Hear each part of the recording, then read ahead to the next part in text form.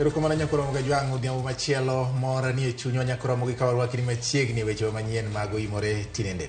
Taarifa yako da beach dwe mar 9 2023 erokamano kuom Ramogi TV mondo mi weche manyien manyalo nyisi ni waikore makare mar mi mago motuche pachoka. Gai mar ODM Raila Odinga ma bende jatend Azimio go ningang podene siasa onge kama odhiye.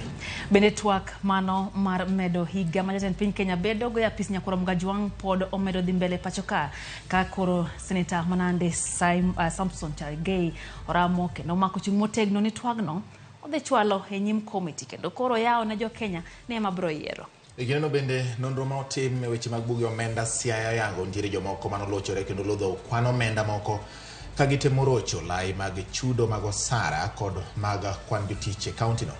Mago to gi mag somo Ramogi jwang' kaachiel gi mago mag tuke waikoni mana chenro ni mar OIMORE to mana kaka pile wachako gi thuond weche.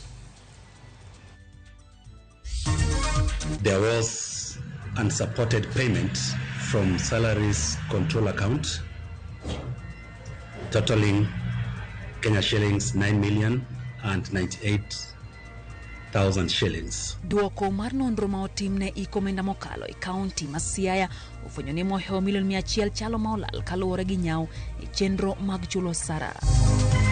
What we used to have there before was 5 comparison subjects, but now the 2023 exam we are only having 2 comparison subjects. That is mathematics and one of the languages. Migao mar somo yango yo manyien ma idhiriw go duoko mar jopuonjre e penj mar KCSE ma higani. Jamagay mose kasani nyadwani mondo oter Raila bondo. Akon yamadi bondan mang'ey moyingo meru. Raila Odinga omako chung' motegno ni ok oikore mar bolo siasa piny gi e kindeni.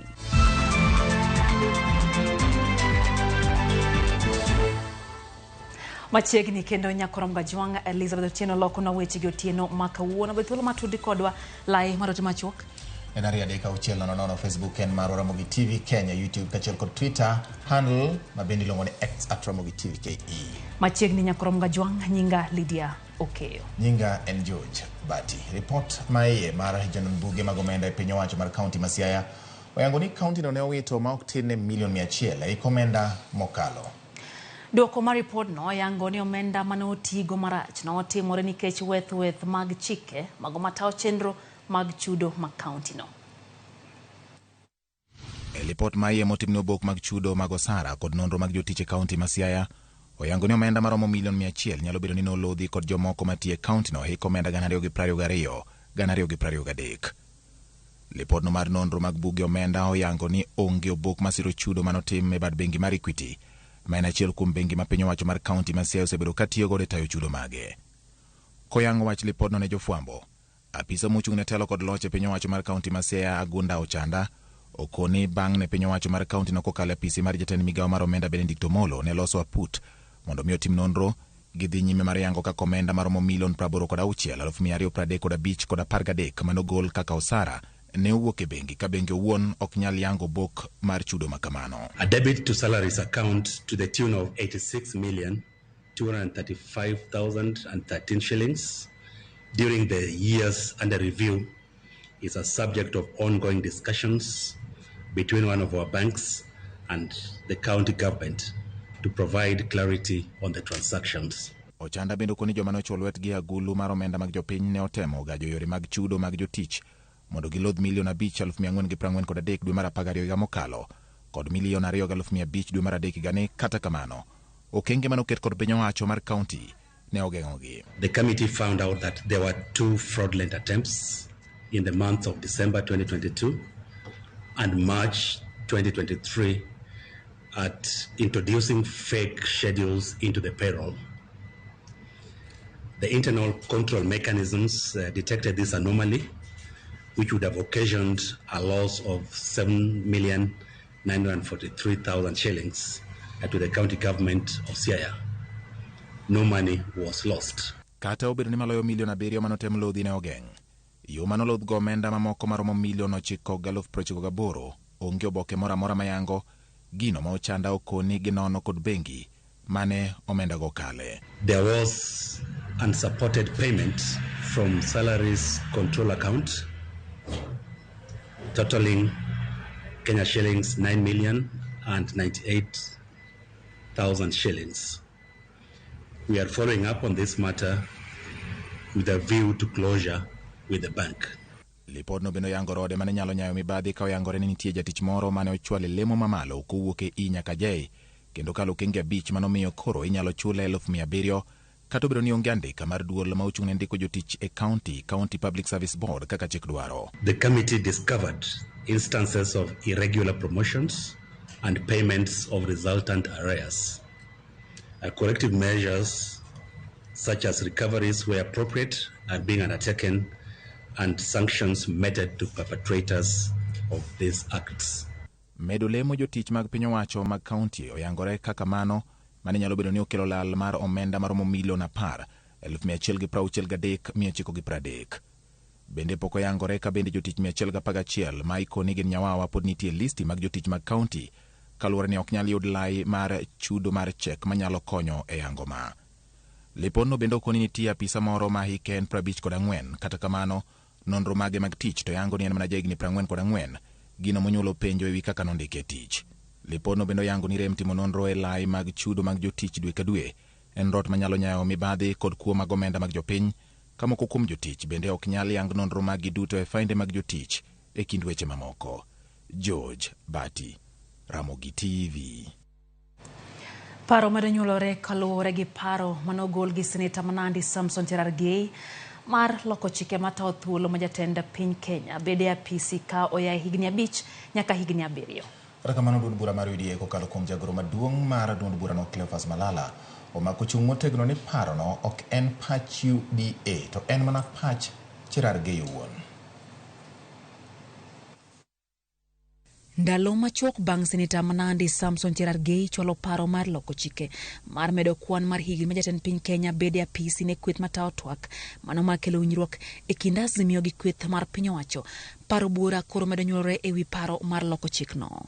Cherargei nogolo paro mar medo higni ma jatend piny Kenya bede apisi kowuok e higni 5 nyaka higni 7 kendo ni jatend piny owinjo chik oyie ne obedi apisno kuom terms 2 kama kelo higni go nyaka 14.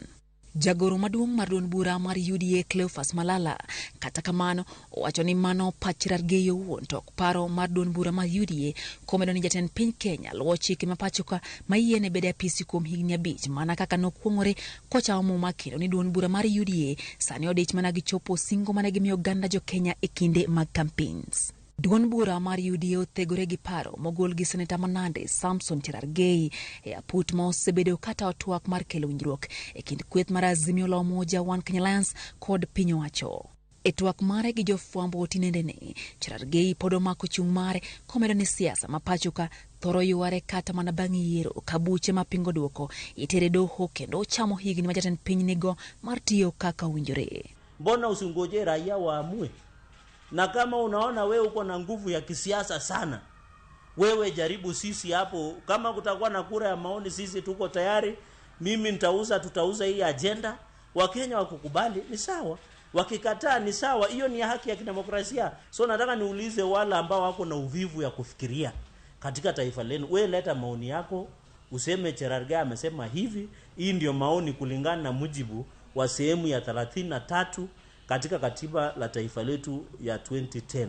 Kwa mano, Cherargei lero ni kopogre gi meto mar higni mar jatend piny Kenya bende ocholo twak mar chuga peace prime minister chuga peace jatend kweth makwedo sirikal kendo keto chik masiro pok mar omenda mar CDF e kor gwenge mathurka. Kuna mambo ya kuweka ofisi ya kiongozi ama kinara ya upinzani akuja katika bunge, naibu akuja katika bunge la kitaifa, naibu labda akuja katika bunge la seneti. Nimesema tukue na ofisi ya waziri mkuu, naibu wa waziri wakuu akuwa wawili, mwingine akuwe waziri mkuu anaweza kuwa katika bunge la seneti, manaibu wake wawili wakuwe katika bunge la kitaifa. Hiyo ni nimesema mambo ya ugatuzi, tuongeze pesa ifika 40% ndio wananchi wapate yale ambayo yanahitajika. Nimesema kuhusu vijana. Wasura ni nyimenya kwa Ramogi wangi mutende kod weche mag twak kama jokanyo e sectors mopogore pod medo chopo e nyim komiti matayo twak mar theke kind Azimio la Umoja One Kenya gi Kenya Kwanza. Jokanyo ma komiti maduong' buche pachokano chopo e nyim apudno kawuono kendo ywak margi maduong' En tim magiwacho ni onore mano marocho ratich duond buche kendo njao demokrasia mapachoka. Kaka jafombo mar Weche Kowenga lero, kweth rowere gi jotend dinde bende ne ochopo mar chiwo pachgi e nyim apudno. Jokanyo e sekta mopogore opogore ne ochopo e karo ma Bomas of Kenya mar lero pachgi ne kamati maduong' mar twak. Mokwongo e nyim kamati no ne en komiti mano mochung' ne duond buche mag siasa e Thurka kata Political Parties Liaison Committee mawacho ni demokrasia ma Thurka kinde duto osebedo kama tek ahinya to kinde yiero maduong'. E wi mano kamati mar Kalonzo Musyoka gi Kimani Ichung'wah onego go thuru bim chien e yiero mokalo. Weche mabende nosir lwedo kod kweth mag dinde e Thurka. In the interests of putting the ghosts of 2022 to sleep, that we have a complete audit of the elections. The Council proposes the establishment of an independent and multi-sectoral task force to audit the electoral process to identify all the loopholes and weaknesses of the electoral process and elections in Kenya. Esechego bende jokanyo mane ochopo noywa tol korgi kaka okang' maneno ni piny Kenya oyudo lokruok e kidienje mopogore opogore. Karawere nomedo ywak ni sir mag bero ngimagi kendo chopo kare singo mane omigi. Certain forms of disabilities requires attention of medical attention all throughout their life. And life is very expensive. And paradoxically, persons with disabilities are the poorest, yet their lifestyle is the most expensive. When you look at our constitution, we are talking about 18 to 34 are the members of the youth constituents. So can we look as political parties, as we're pushing for this agenda, can we ensure under the 2/3 we have a certain percentage that we are saying this percentage needs to be for the youth of this country? Jolony kaachiel gi jodak mawuok e Sabauti mano e kaunti ma Trans Nzoia ne ochopo e nyim kamatino. Kae ne gikelo ywak ni kuom thuolo malach ok gisewinjo maber kalure kod kaka osejwangi ahinya to gi piny owacho mosekalo mabende ok osebedo ka winjo kwayo magi. Out of 11 CEC members, Sabauts are only having 1 CEC, and that is the only county that they can call their county.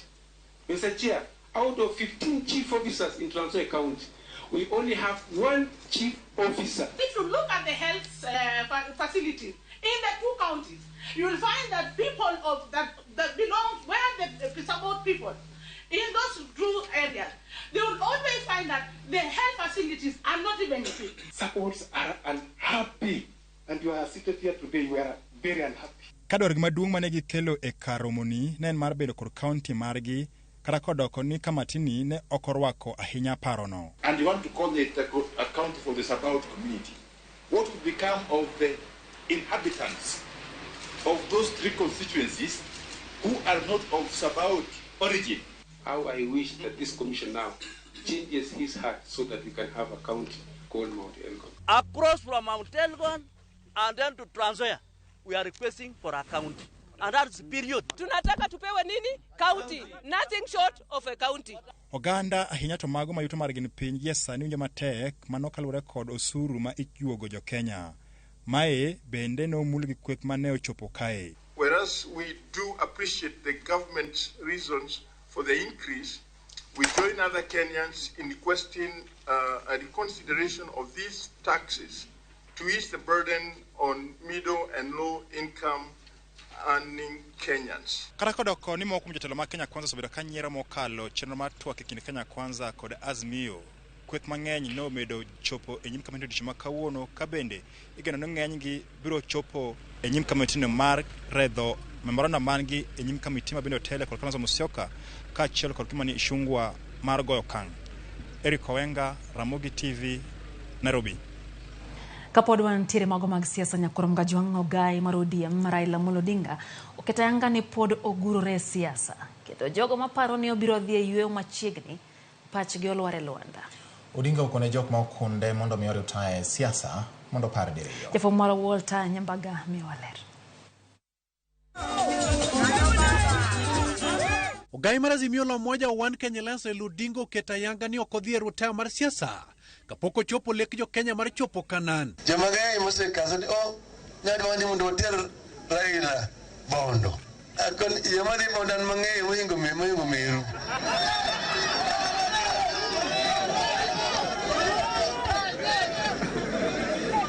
Chieng' man wadok bondo.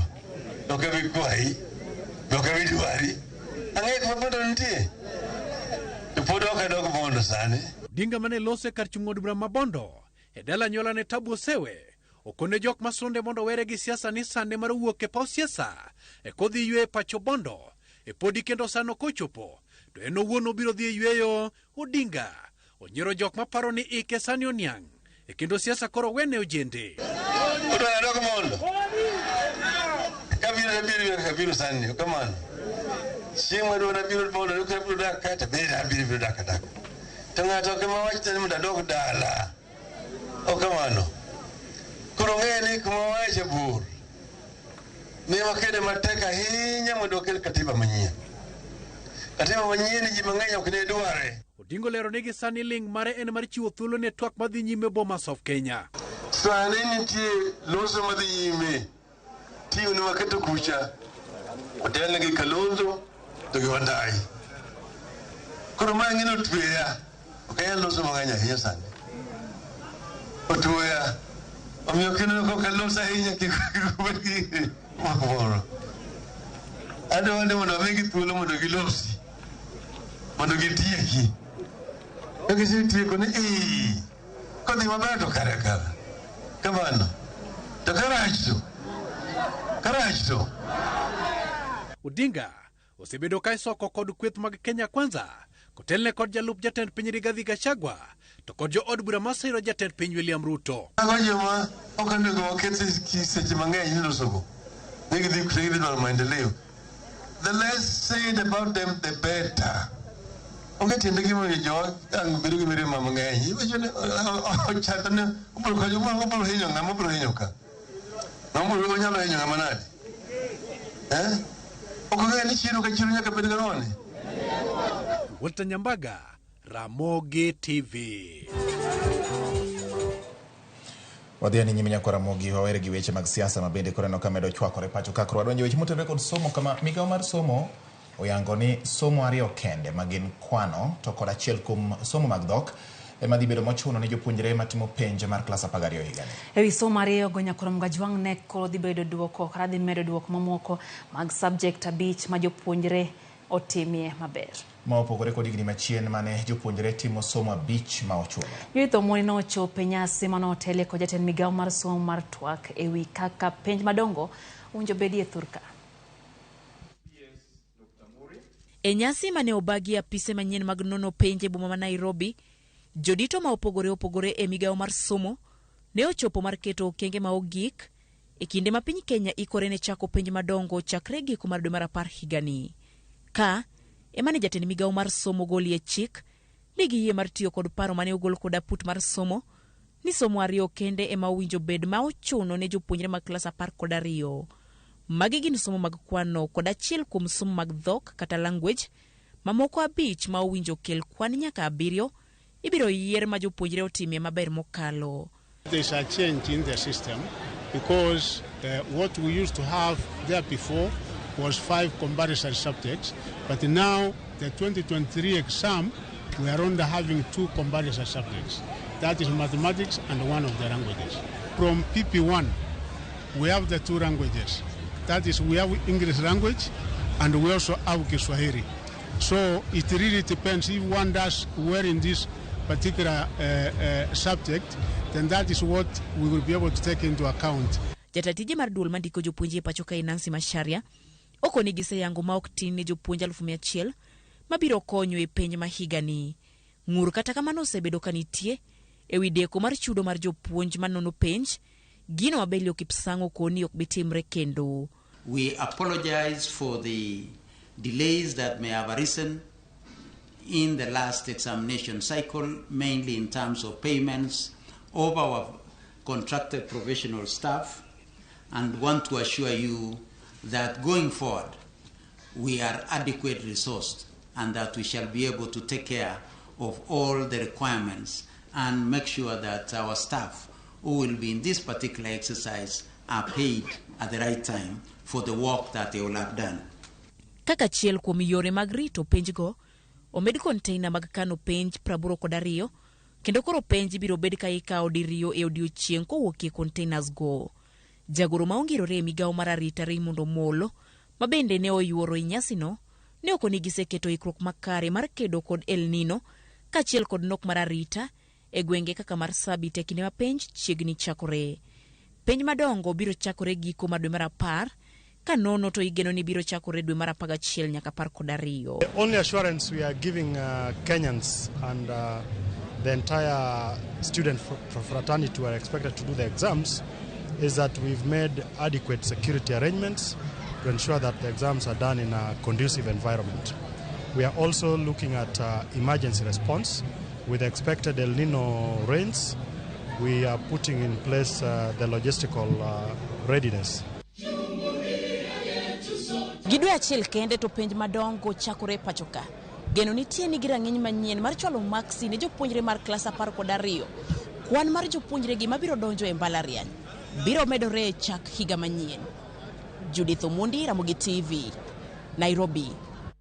Kwa keo tenge mago mag somo wang'eyo mago mag thieth nyakoro mga jwang' wadhi e kaunti ma Nyamira kama riwruok mar jochiw thieth e kaunti ma Nyamira ochako ng'anyo osiptende duto ma Nyamira chakre kawuono bang' ndalo mane gichiwo ne tend kaunti no e miloe mane gigolo jumbe 3 mokalo rumo otieno mane piny orugodo kawuono. Ne giwuoyo e boma ma Nyamira kotenore kod jakom mar riwruok jochiw thieth e gwenge ma Nyanza, Onyango, Ondong'a ma oseyo piny owacho mar kaunti ma Nyamira kuom rem chopo singo mane gimiyo jochiw thieth go machalo kaka medo gi ngadho mag telo, ber alwora mar tich, chiwo hola mar bengi ka giwacho ni kata yedhe gi mago ma gitiyo godo e weche mag thieth mano singnegi pok ochiwnegi. Wach ma giwacho ni omiyo ok gichiw thieth makare ne jodak ma Nyamira. Gisingo ni ok gibidok e tich nyaka piny owacho chop kare singo go.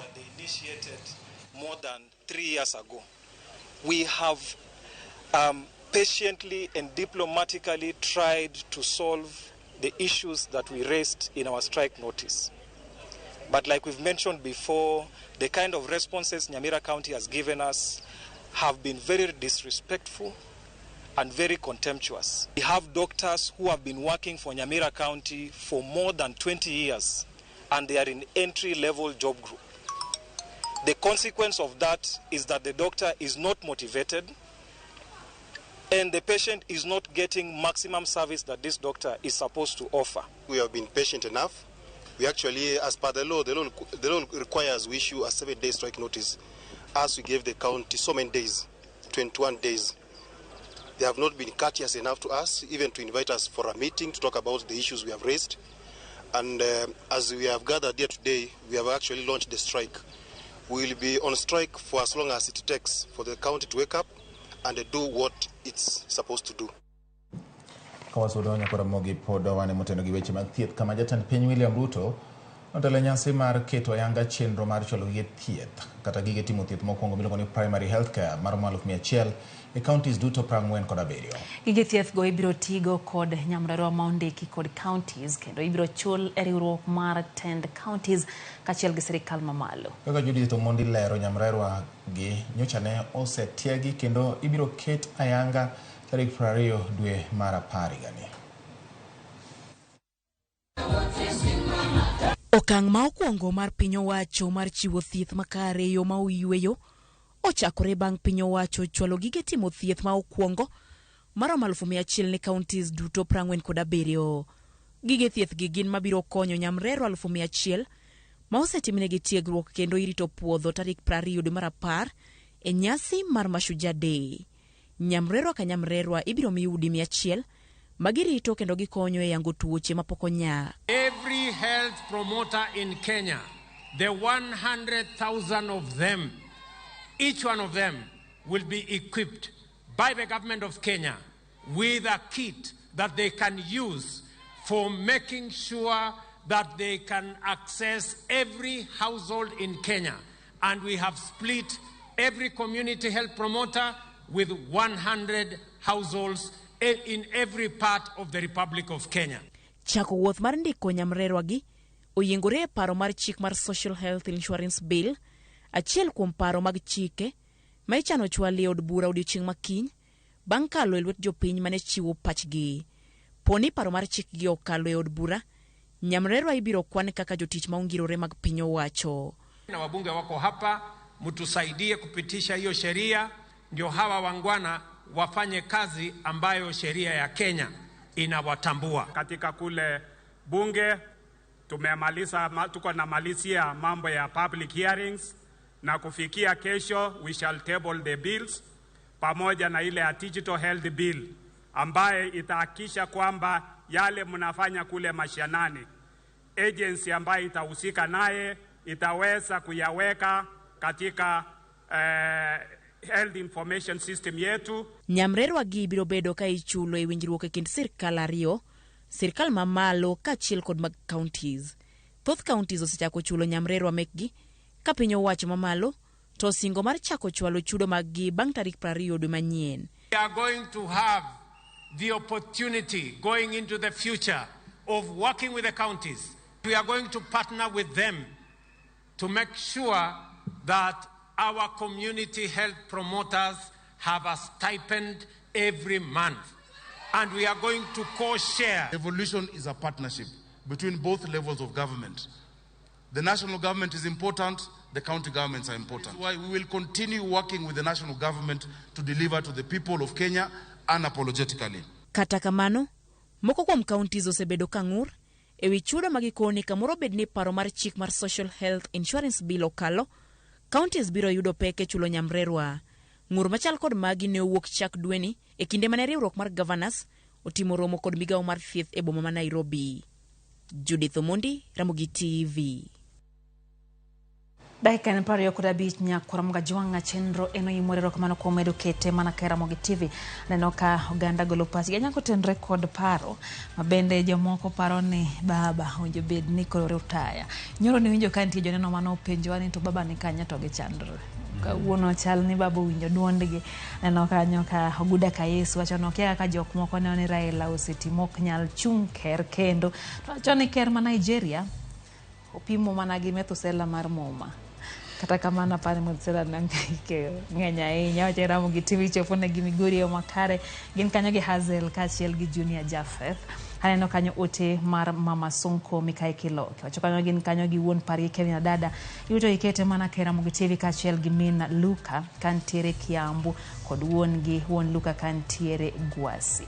Haneno ote kanyo mar Eric Odemo. Mano kachunge Kanyamkago wacho kanyo ni en bende ntiere kodwa kata kamano wacho ni opim wacho ni Cherargei dwa ni opim wiye chal ka gima dwa ringo neko. Wacho ni saka piny chalo ni pod gidwa medo kwan mar jotelo ema gidich go to ganda to neno matek. Boniface kaya Homa Bay ni kachi wacho kanyo ni mora ahinya gi kalenda manyien ono mar somo kama koro oya Homa Bay koro chal ni wach mar golo Kiswahili yiero dhok achiel ma nyalo somo pano jo alsego ng'eny gi bro were gi Kiswahili.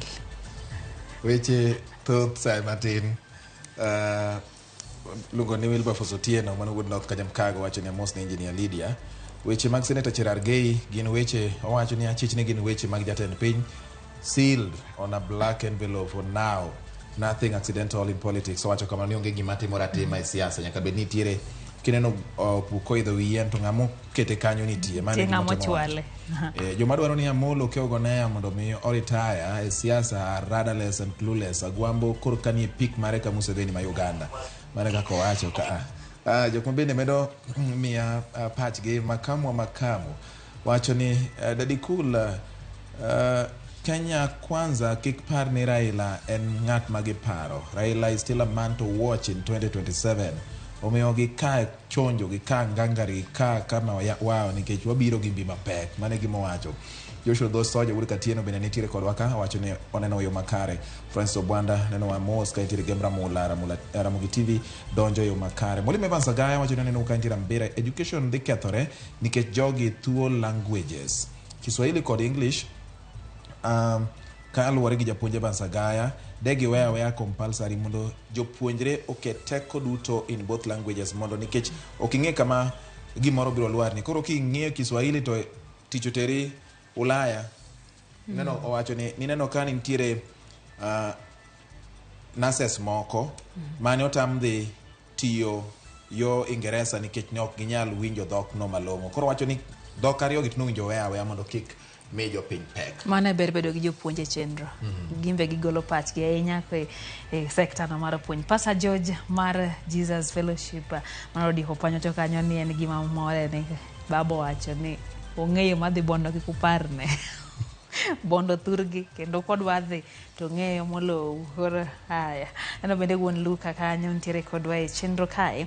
Nenote ma David Toto wuodo wila kawuok Siaya Ndori wacho no winjoya e yo makare. Bende ote kanyo mar Ajigo Okulo mar Oruga Seme wacho ni weche manyien chopo ne ahinya gi Chief Coordinator mar Power of Jesus giduto gintiere kodwa e chenro ne.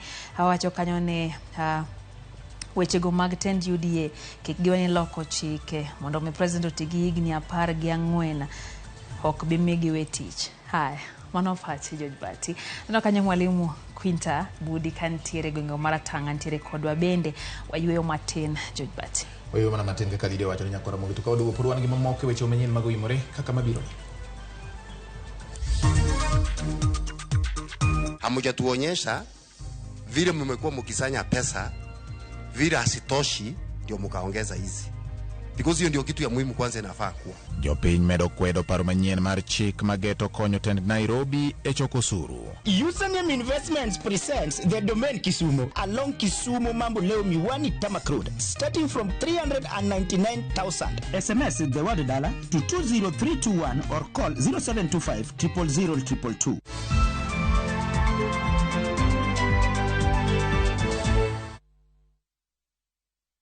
Wekelea na shabiki kaende kabisa. Kaende. Naitwa Onesmus Mwangi Moshina. Nakuru mimi ni mwanabiashara, huwa nauza nguo. Hii simu nilipigwa niko kwa kinyozi. Kidogo pokea simu, wewe ndio mshindi. Baka hata yule jamaa wa kinyozi kwanza akaacha kuninyoa kwanza asikize nini inaendelea. Nilipata game 10 out of 13. Bahati leo imeniangukia, siku hiyo nyingine ni wewe. Pesa hizi nitazitumia katika biashara ambayo mimi hufanya ya kuuza nguo. Wekelea na 50 bob pekee for a chance ya kuomoka na 500k. Lazima kaende, yende kila wiki. Play responsibly. Betting can be addictive. Not recommended for the persons under the age of 18. Authorized by BCLB number 587. 200 bob tu. Buda, the transaction ndio imekushinda ama? Relax.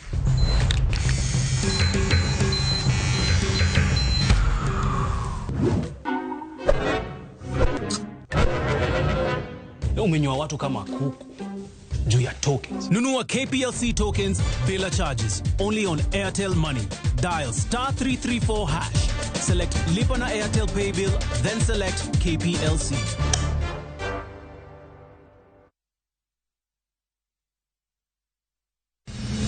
Chieng' tich adek ka tich adek en oketho piny to pod ogoku.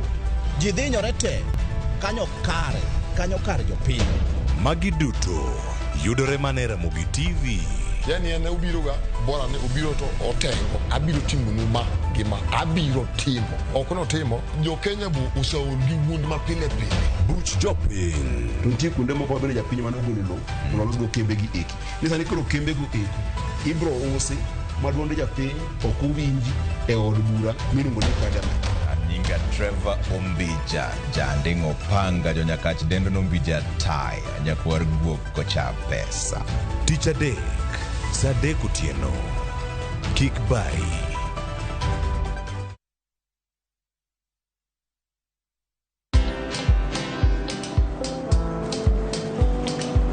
Niaje? Ni kama unashangaa kwa nini naangalia simu with so much focus eh? Usishangae sana. Nimekuwa ndani ya story kabisa. Ni kama ile alia juzi. Ni kama nilikuwa hapo iki happen. And when this new market was being opened, ni kama nilikuwa hapo tu. Hata vile local tourists for a special rate at the coast, I was there. And when this new road was being commissioned, I was right there. Na hata wewe, unaweza kuwa ndani ya story wherever you are. Just download Citizen Digital. Stay informed on all the news and events as they happen across the country, the continent, and the world at large. Download Citizen Digital, Kenya's #1 news app.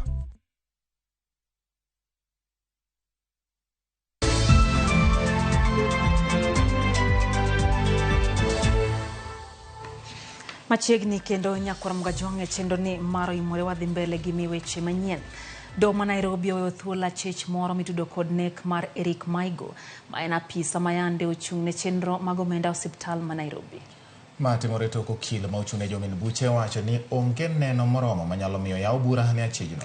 Juma mokalo jomin buche nyocha okwayo mondo migeng' ne achijno kuom ndalo 5 ka gitimo nonro. Ringre Maigo noyudi kochwo gi pala nyadi 25 e ode mayudore kar dak ma Udli e boma ma Nairobi juma mokalo.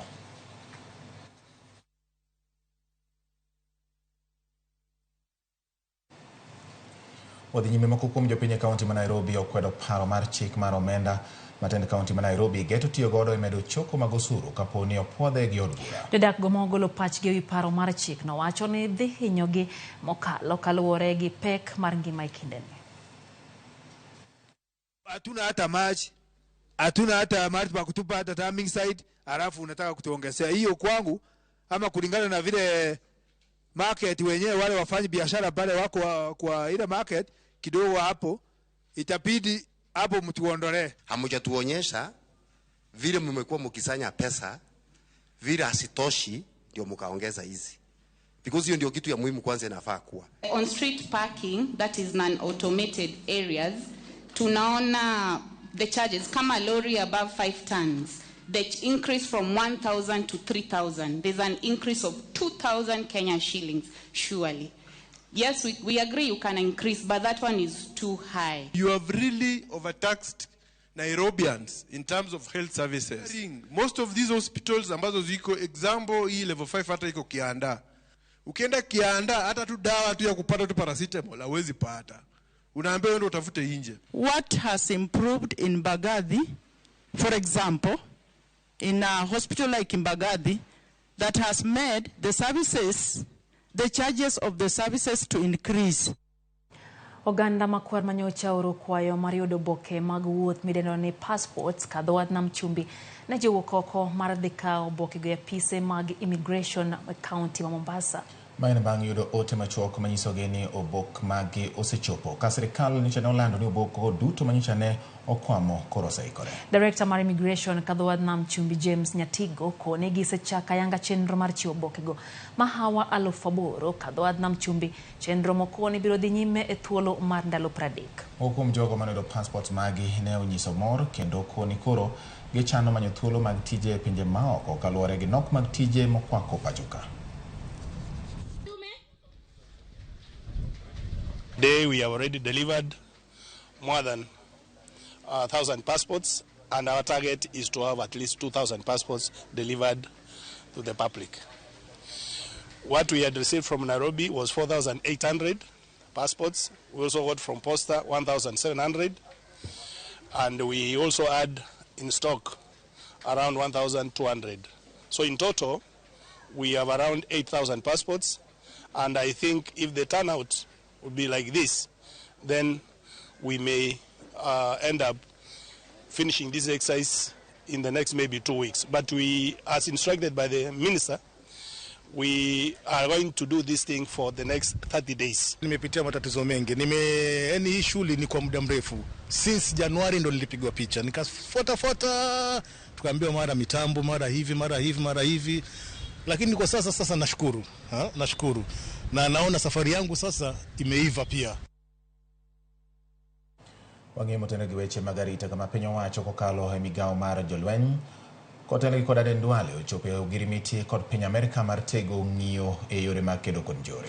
Jatend bar migawo mar lweny e piny Amerika Austin Floyd olero ni winjruok ma gichope no en mano mar tiego ng'iyo kod kedo kod kweth njore mar Al-Shabaab. Ka giloso kod ute mag fwambo e log tich mar jolweny ma pachoka DOD, Floyd kod Ndwale olero ni winjruok ma kama biro chiwo thuolo mar chiwo sir ne pinje bende ma Al-Shabaab onuro kaka piny mar Somalia.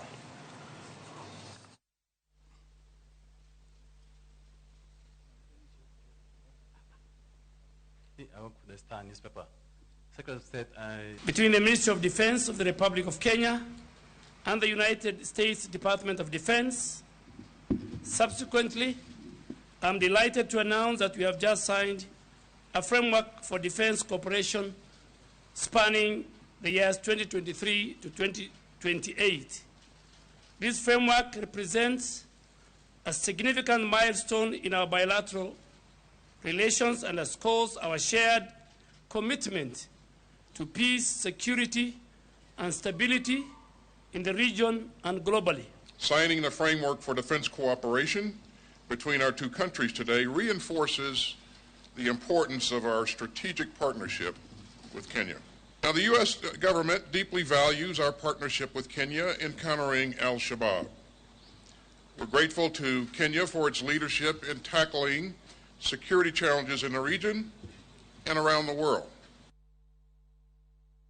Jaod bura machon mar kaunti ya Migori Dr. Pamela Odhiambo kauten rekod ruoge matindo mag oganda e kaunti ma Migori ochako chenro mar pidho yien ma oriwo koda kamago mag olembe. Chenrono ma otis ni Greening Migori geto jiwo jopiny mondo mi omed mako motegno pith mar yien kaka Georgia Juma leronwa. Doni mar pidho yien ma otele kod woman rep machon mar kaunti ma Migori Pamela Odhiambo masani dhi nyime koro geto puothe ji giwegi. Ng'eyo ni kinde motelo jotelo duto osebedo ka target gik miluongo ni public lands kata kipidho yien e skunde. King'iyo percentage maduong' mar kama gima luongo ni desert kata kama otuo ng'enygi gin lope ji. Target na maduong' nyoriwore gi community. Koro awuotho kuom community gi to ka yudo jal moro manigi lo to koyie ni mondo wapidh yien kanyo to koro wamanyo seedlings gi to wakelo tipidho kanyo to gibede koro rito gi. Ka opogore kod konyo e medo lach mar bunge e kaunti ma Migori, chendoni bende koro geto ting'o malo nweng'o mag oganda ka okalo kuom pidho yiendego mag olembe ma oting'o avocado, apoyo kod mamoko. But kipuro chiemo kama endi tinyalo yudo moko miuso gi moko michamo tiyudo godo kaka in gi gigeni maful. Wariwo gi bende gi yiende moko manyalo nyuolo olembe ma bende ji nyalo chamo kata inyalo los go gik mamoko. Koro wapidho yiende moko kaka avocado. Koro gigi biro konyowa kuom loso bungu to gigi bende nyalo konyowa kuom loso chiemo. Woman rep machon mar kaunti ma Migori Dr. Pamela Odhiambo wacho ni koro gigeto puothego mag ji giwegi nikech giseyango ne gine ma gintiere kod thuolo mar pidho yiende bende koro nyalo konyo piny owacho mar kaunti ma Migori mar chopo atamalo 10 mar bunge. Wani mondo gimiluongo ni lwasi marwa kata alwora mar kama wadake obed kama nyalo support ngimawa. Yiende mwapidhogi machalo kaka fruits, machalo kaka yiende ma nyachon gikonyowa e weche mag environment, gikonyo e weche mag food. Odhiambo wacho ne chendoni bende chiwo tije ne ojende ma osebedo mana ka tholo kuoro e pacho nikech nok matije. Target women groups gi youth groups mar bero ngimagi kata tegogi kuom ngimagi giwegi. Moko kuom oganda ma osewuok oko mar pidho yiende e puothegi ywago nengo mamalo mar kothe yien ka bende gidwaro mondo piny owacho koro konygi. Wang'e ni sirikal biro winjowa, wan gi puothe Migori ka wan gi puothe to gin puothe maninda. Koro ni wanyalo yudo kata ministry moro mar agriculture kata ka ene county kata ene national government to biro to okonyowa kaka wanyalo timo gigi tang'e ni wabiro dhi maber. Pidho yiende malo gana 10 igeto e bwo chendoni mabende koro tisi kaka Greening Migori e kinde madwe achiel. Kaunti ma Migori pod nitiere kod matin atamalo 1 mag bunge. George Juma, Ramogi TV, Migori. Giket yiedhi mag timo rescue e standby kendo gichak neno ni kuonde miywa yiedhi oket maber. Bende amiyo gi chik ni koponi gineno ka lwasi ok ber to gitam yiedhi mondo kik dhi nam mondo wageng' masiche. Jolupo ma Homa Bay ojiw ni kik gimbek tol e ikruok ne El Nino. Username Investments presents the domain Kisumu along Kisumu Mambo Leo Miwani Tamak Road starting from 399,000. SMS the word dollar to 20321 or call 0725 000 222.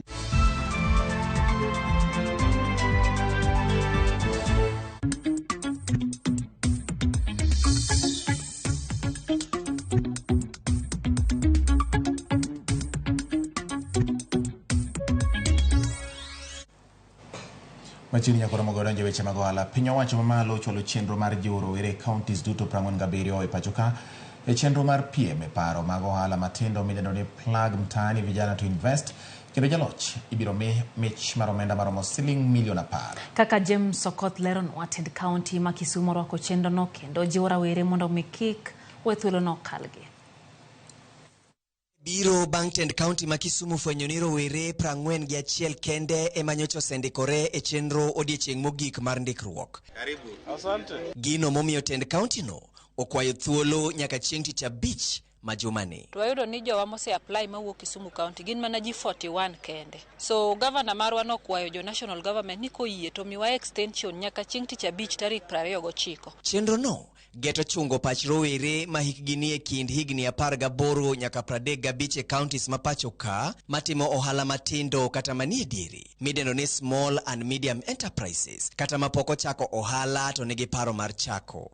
Jaloch dhi yudo $1,000,000 ka namba 2 dhi yudo $5,000,000, namba 3 bende dhi yudo $3,000,000 e chenro mabiro dhi nyime higa ka higa kuom higni 10 mabiro. Pesa gi dhi konyo gi mondo mi giti gi paro manyo gin godo no mondo gilos pesa. If you're aged between 18 and 35, take up this opportunity and step up for the challenge. Tend County ma Kisumu koro goyo tung' ne rowere duto e County ma Kisumu e sub county ka sub county mondo okaw thuologi gindikre e chenro makama kapok ochopo giko mar tich abich jumani. E kinde ma Tend County no bende koro oikore mar siro kendo jiwo rowere duto mabiro donjo e chenro mar Plug Mtaani Vijana to Invest. Ngiri owacho namba 1 miyo 50,000, namba 2 miyo 40,000, namba 3 omiyo 30,000. Chenro makama biro kalore ni thoth kwan rowere e pacho ka nigi paro maler manyalo konyo e gero ochumi kendo medo yuto margi e kinde ma kwan rowere manigi tiegruok malong'o to onge tije bende medore. Penjo koro en ni bende rowere orwako paro mar nywakogi e gedo mar ochumi ma pacho ka kata nywako pachgi e dongruok ma pacho kai. Kuran paroni asire kenda asire kabisa. And in this tough economy we need such innovations. Let it be something that won't favor the other party. Ywak mar rowere kalore gi nok mar thuolo mag tije ochopo. Chenro mar piny owacho koro en tiego kendo siro paro rowere ewi kaka inyalo med nyuolo mwandu kendo gero ochumi ma pacho ka kanyakla. Bende rowere oikore. James Sokoth, Ramogi TV. Jalupo matiyo gi nam lolwe wedhe ma Homa Bay ojiw mondo mi olure gi ripode ma ichiwo gi bad migawo mochung'ne koro chal mar kor lwasi kinde ma koro gidhi nyime gi chenro mag lupo kaluwore gi koth mar El Nino ma igeno ni biro chako chwe gwenge ma pacho ka. Telo mar wedhe ma Homa Bay koro dwani jolupo e kaunti no bed motang' e kinde ma gidhi nyime kod chenro mag lupo e thuolo ma koth mar El Nino biro chako chwe e pacho kaka oselandi chakre juma manyien. Jakom dho wedhe kaunti no Eduardo Remo kone jolupo mondo mi ginene gitimo ikruok makare kendo giiki yiedhi manyalo tiga reso jolupo e kinde mag masira koneno ni ok gidhi e nam e kinde ma yamo mager futo.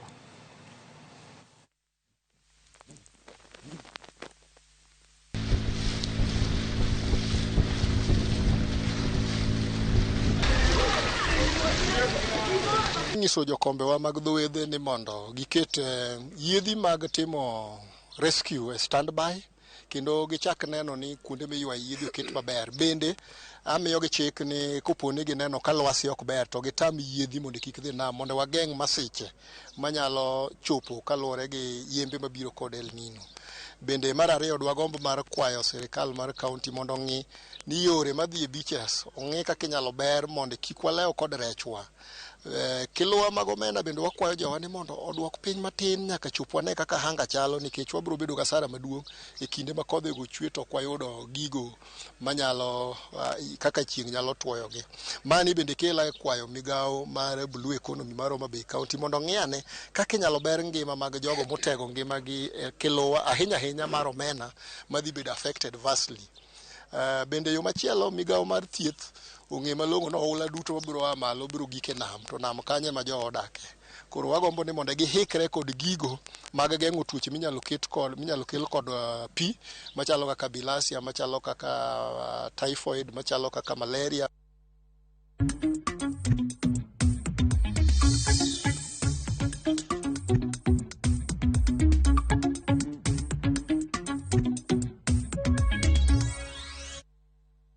Thuolo mocha kwa yuo kanonya kurom gajwanga kata kamano no wasimbe goyo kodi mbaka aneno kao this wood bondo kanti Dandora phase 5 county ma Nairobi wacho ni ntiere kodwa e chenro wacho ni jakom baba wacho ni ndalo mang'eny wacho ni ong'eyo bondo moloyo ng'ata mano wacho bana no kapod gido thotho ganda kanyo Weche samko huko wacho kanyo ni weche gichope yo makare kendo wacho ni gimomako dhoge ni tend Kenya Kwanza luonge ni company mar Kenya Kwanza na wach ni gin gi shares kacha Weche gima diere no ni en mana kaka gipango medo thuolo mago mag telo kata higni abende gidwa bede kom to piny Kenya to tek kaka tekni en gino abende koro wacho ni medo mana mako dhogi ainya kotenre kod pek mar ngama bende oganda jo Kenya kale sechegi neno kanyo ka Brian wacho kanyo ni en bende entiere kodwa e chenro kata kamano ok wacho ni en Brian ngawa kare aneno bende ote mar Morris kantie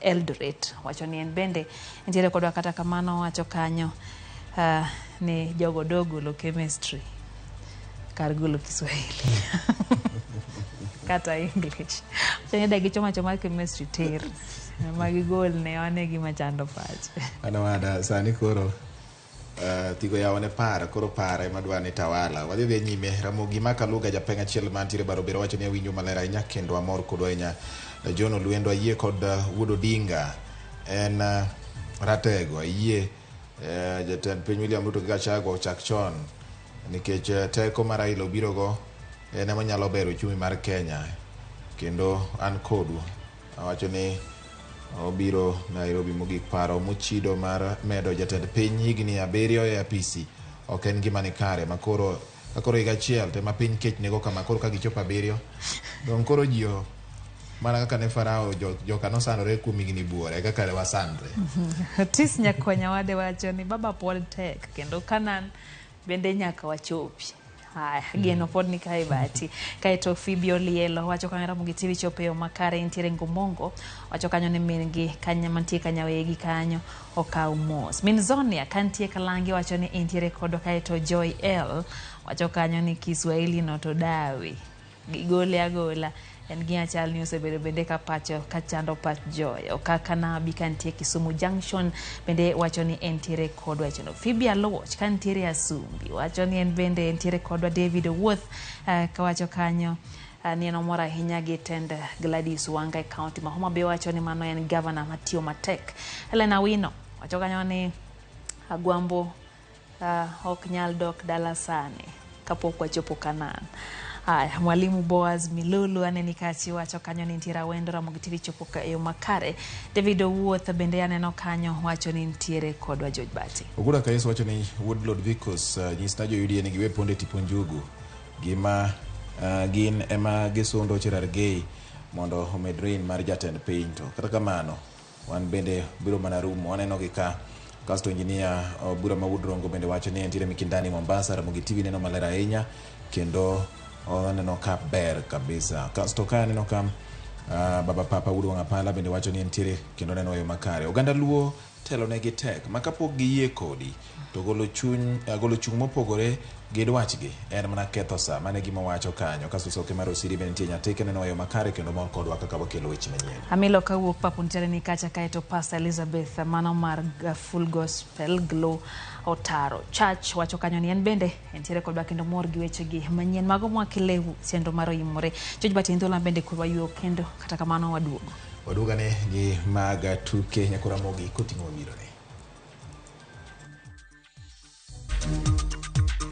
Timbe buora ong'ado tiko mar donjo e chapadimba ma ibiro bagi Kisumu. Username Investments presents the domain Kisumu along Kisumu Mambo Leo Miwani Tamak Road starting from 399,000. SMS the word dollar to 20321 or call 0725 000 222.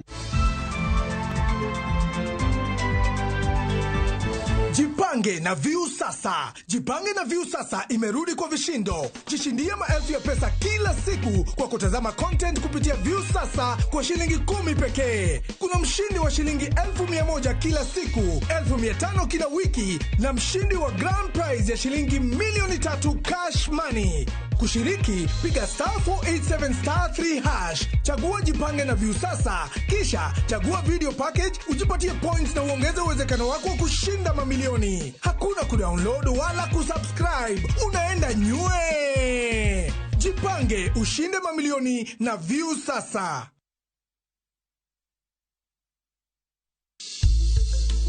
Riuri kod wakiny. Wadhi bedo kod Dr. Ian Amwata mar Equity Afya Siaya ka oleronwa kendo puonjowa ewi koso chiemo e del kata malnutrition mana e penj laktar saa 12 odhiambo. Kik bayi.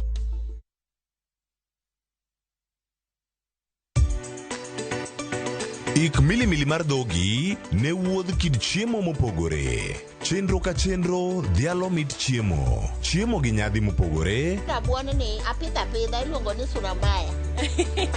Lony tudore kod kitwa. Ok en mana ewi chiemo. Joluo wacho ga nang'o? Nyako dhiga tedo. Na biro tedo. Ai biro tedo.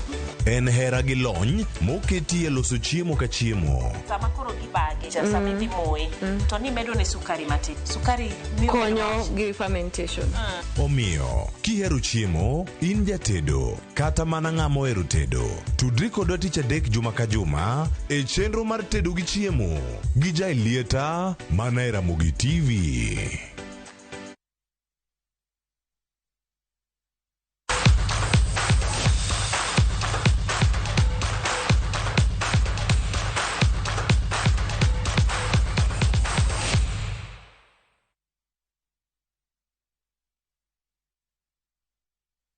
Machiegni nyakora mogo donjo weche mag tuke. Tim mar Harambee Starlets nyaka yud loch gi gonde mang'eny mondo gigo okang' mar dhi nyime gi manyo tiko mar yuoro e tuke mag AFCON. Harambee Starlets noloo e tugo tielo mokwongo gol 1-0 gi tim mar Cameroon. Starlets nyaka lo Cameroon odiochieng' makiny e tugono ma ibiro bagi e Manyayo Stadium kochakore saa 9 e wang'e mar odhiambo. Starlets notimo ikruok margi mogik e Manyayo ka tim ma Cameroon bende osemolo pacho ka ne tukego ma johera mag adhula biro donje ma onge chudo moro amora.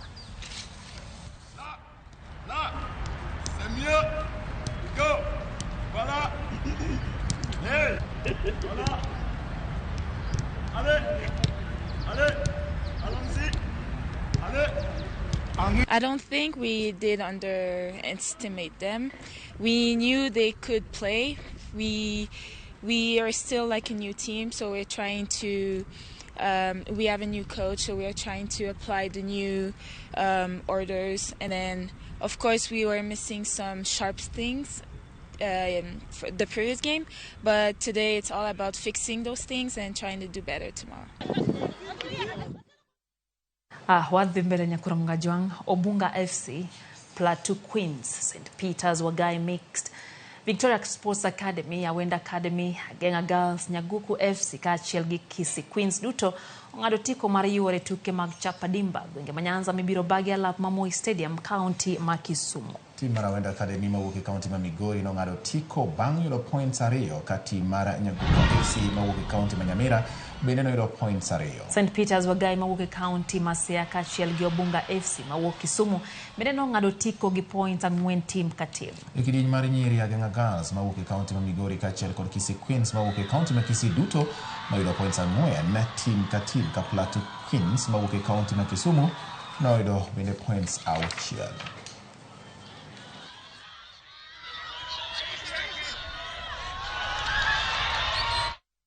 Wasura nyime nyakwara Ramogi, jaloch e tuke mag Kenya Rally Championships Karen Patel obedo jaloch e tielo mar Rwanda Mountain Gorilla Rally manobagi e piny mar Rwanda. Karen Patel notieke thuolo mokwongo bang' riembo kuom saa 1 dakika 20 gi nyiri 16 ka loch mare miye points 30. Jas Mangat mawuok e piny mar Libamba ma Uganda notieko e thuolo mar 2 nyiri 13 to Patel ka Hamza Anwar mawuok e pacho ka notieko e thuolo mar 3 gi points 21. Hamza Anwar bende nobedo jaloch e kidieny mar 2 gi mano mar nyithindo miluongo ni ARC Junior Championship. Tielo mar 6 ma en Zambia International Rally ibiro bagi e piny mar Zambia e kind tarik 20 kod tarik 21 dwe mar 10 kapok tielo mogik mag dweni mar 11 e piny kata bagi e dwe mar 11 e piny mar Tanzania.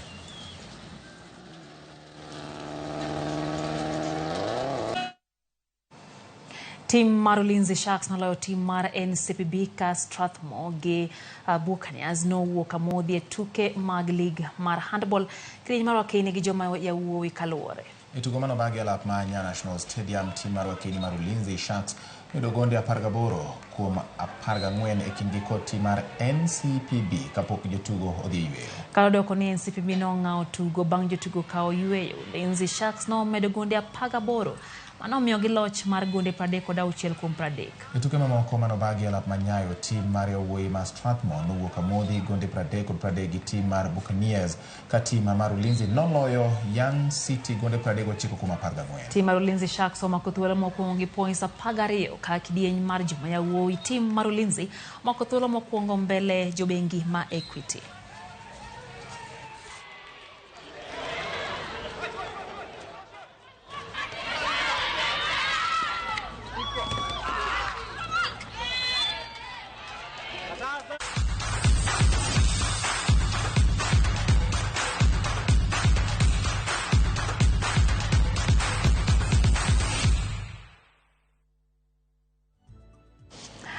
Kanye mwalorogo chendo marimori nyakoronga jwang'ero kamano kuom kete Ramogi TV. Larix Mado kantie kanyo gi mama gi Alice Matthew dala maro Yugis wacho kanyo ni gin kanyo kachiel gi Jena Umabongo duto gintiere gotagolu pacho gi kete mana ka Ramogi TV. Job Ogwang wacho kanyo ni in bende wacho ni nitiere jok moko matiyo makare gwenge makaluo wacho no mora ahinya gi moko kuom jotelogo kaeto tis nyakwar nyawade de wacho kanyo ni bende nitiere kod e chenro. Simon Ongue wacho kanyo no mor gi weche gi wacho ni baba Raila pod tin ng'ama dwa ni baba orutaya mano ng'ama leko.